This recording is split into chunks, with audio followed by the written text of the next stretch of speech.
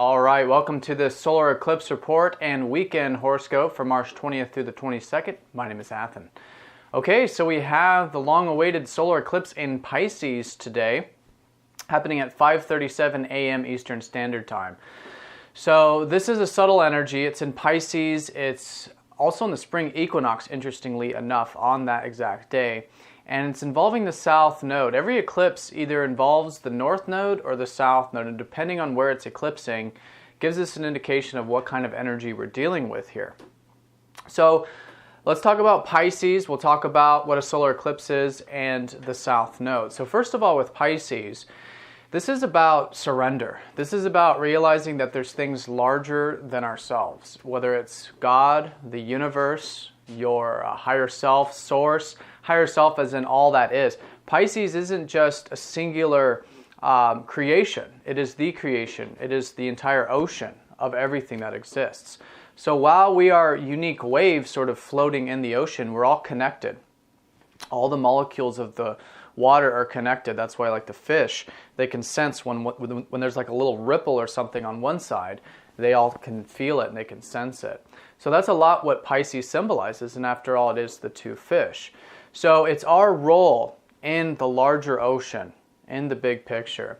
And so it's about going with the tides. But see, it's not about seeing. It's not about hearing. It's not about using your senses, although those things can keep us in the present moment.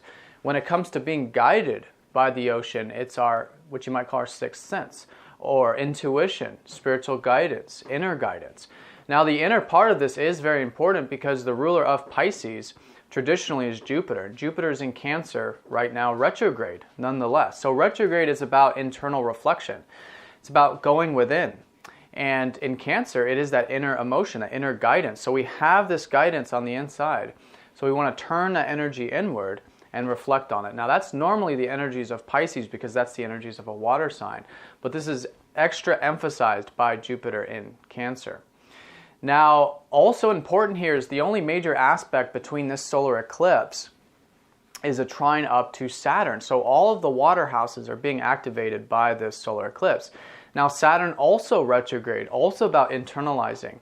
Now, the energy of Scorpio, however, has more to do with our human nature, our instinctual nature.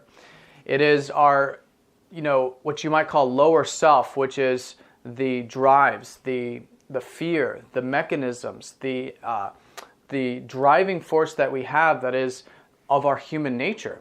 So what we want to do is we want to embrace these elements of self, and that's the transformational element of Scorpio, because once we fully embrace the physical, our physical selves, then we're able to transform into the higher realms, which the next octave is Pisces, you see. So it goes Cancer, Scorpio, and then into Pisces. So we're activating all three of these.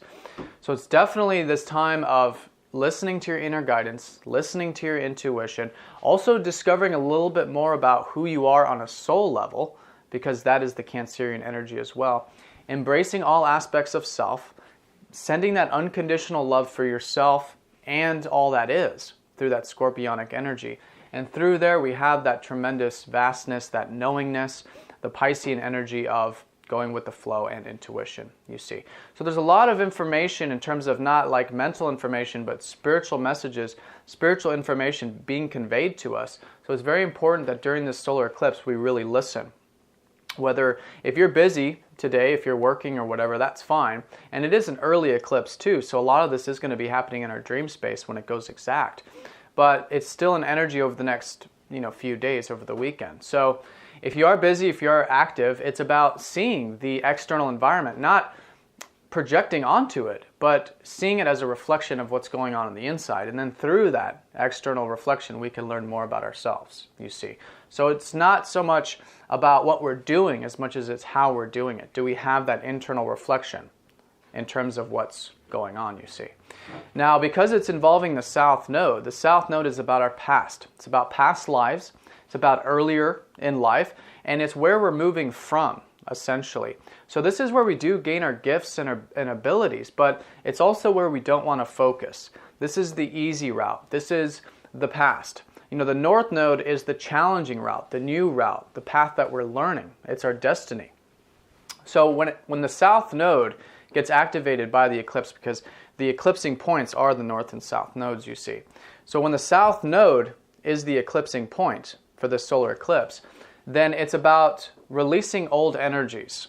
And here, to release doesn't mean push away. I want to make that very clear. It doesn't mean push anything away. It means fully embracing and acknowledging and accepting the past, accepting who we are. And then through that, naturally what we find is those energies want to go. They want to be released, you see. And that's how they are released, is through that acceptance. So it's a time of transition. It's a time for the next 6 months of, through this process, the spiritual process we're going through right now, through self-discovery, that spiritual self-discovery. It's going to lay the foundation for the next 6 months and for our whole life, because the solar eclipse, it is powerful because it activates that solar cycle of 6 months, but it activates our entire life because it's our life path.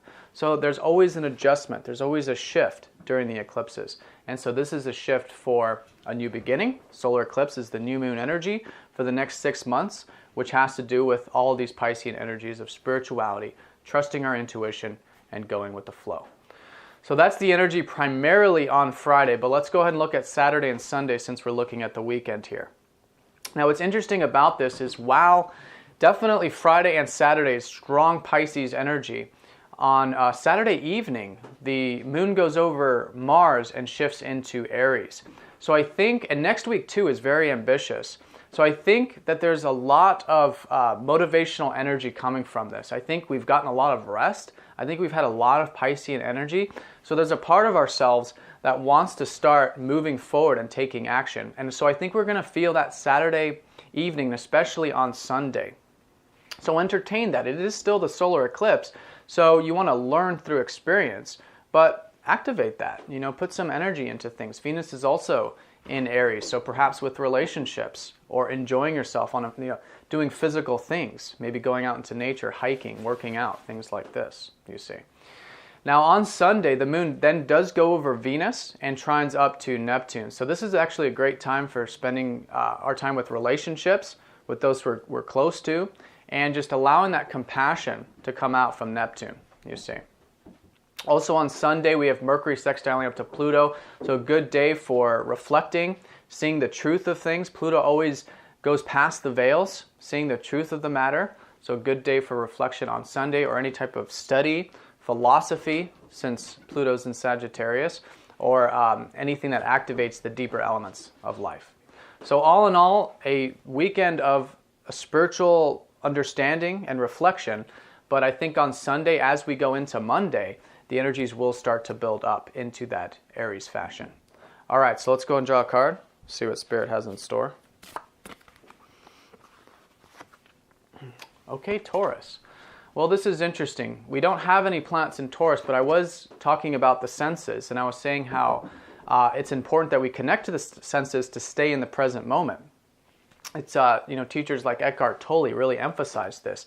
It's because it's through our bodies, it's through our physical experience that we connect to the present. Now, the present is something that we all have. It's this finite consciousness. It is that source or universal or, spark energy that we all have. So perhaps this is a reminder to tap into your senses, enjoy life, and it's the enjoyment of, what you're experiencing, and seeing the beauty. See, Taurus is about seeing the beauty. So seeing the beauty of what you're experiencing allows you to stay in that present moment. And again, this isn't a projection of beauty. It's simply seeing it as it is, because everything is beautiful around us. So it's just a matter of seeing it as it is. And then through that, through our senses, we're able to enjoy it and see the pleasure in it. And that, in essence, connects us to the now moment. So perhaps it's a reminder to tap into your senses, enjoy yourself, and see that the universe, the now moment, is in fact very beautiful. All right, everyone, have a fantastic weekend. Thank you all for your support. If you have any questions, please let me know, and I will talk to you on Monday. Take care.